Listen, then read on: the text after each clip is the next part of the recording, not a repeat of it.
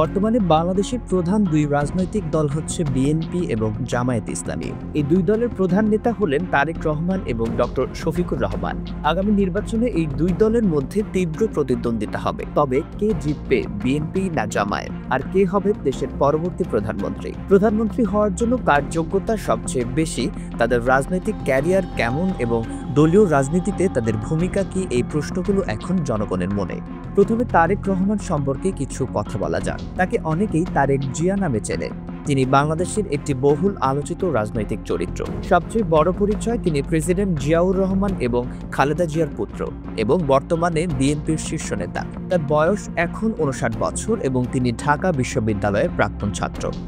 প্রথমে আইন বিভাগে এবং পরে আন্তর্জাতিক সম্পর্ক বিভাগে পড়াশোনা করে। তারেক রহমানের রাজনৈতিক জীবন শুরু হয় পিতা জিয়াউর রহমানের প্রতিষ্ঠিত বাংলাদেশ জাতীয়তাবাদী দলের বগুড়া কমিটির সদস্য হিসেবে।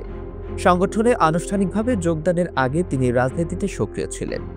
1991 সালের জাতীয় সংসদ নির্বাচনের আগে তিনি তার মা খালেদা জিয়াকে সহায়তা করে সারা দেশে প্রচারণায় অংশ নেন। 2001 সালের নির্বাচনে তারেক রহমান বেগম জিয়ার প্রচারণার পাশাপাশি নিজেও একটি পৃথক পরিকল্পনায় নির্বাচন প্রচারণা চালান। 2002 সালে তাকে বিএনপির স্থায়ী কমিটির সিদ্ধান্ত অনুযায়ী দলের একজন যোগ্য মহাসচিব হিসেবে দায়িত্ব দেওয়া হয়। দায়িত্ব পাওয়ার পর তিনি দলের মাঠ পর্যায়ের নেতাকর্মী ও সমর্থকদের সাথে ব্যাপক জনসংযোগ শুরু করেন, যা তাকে দলের একজন দক্ষ সংগঠক হিসেবে প্রতিষ্ঠিত করে। তবে তার বিরুদ্ধে দুর্নীতির নানা অভিযোগ রয়েছে, যেমন হাওয়া ভবনের মাধ্যমে ঘুষ গ্রহণ, মানি লন্ডারিং, 21শে আগস্ট গ্রেনেড হামলা ইত্যাদি। তবে এসব বিতর্কের মধ্যেও তিনি বর্তমানে বিএনপির প্রধান নেতা হিসেবে পরিচিত এবং প্রধানমন্ত্রী হওয়ার দৌড়ে আছেন। অন্যদিকে জামায়াতে ইসলামের ডক্টর শফিকুর রহমানও একজন বিশিষ্ট রাজনৈতিক ব্যক্তিত্ব।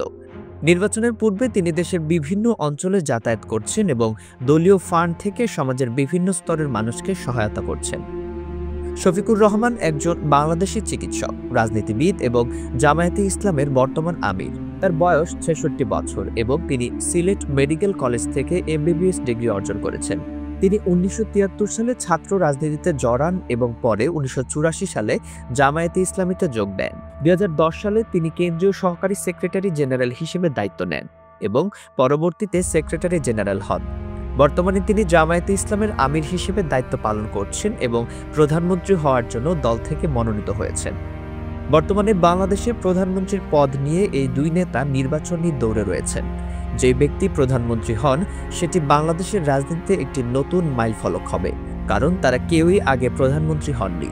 এখন অপেক্ষা প্রধানমন্ত্রী হিসেবে জনগণ কাকে বেছে নেয়, তারেক রহমান না ডক্টর শফিকুর রহমান।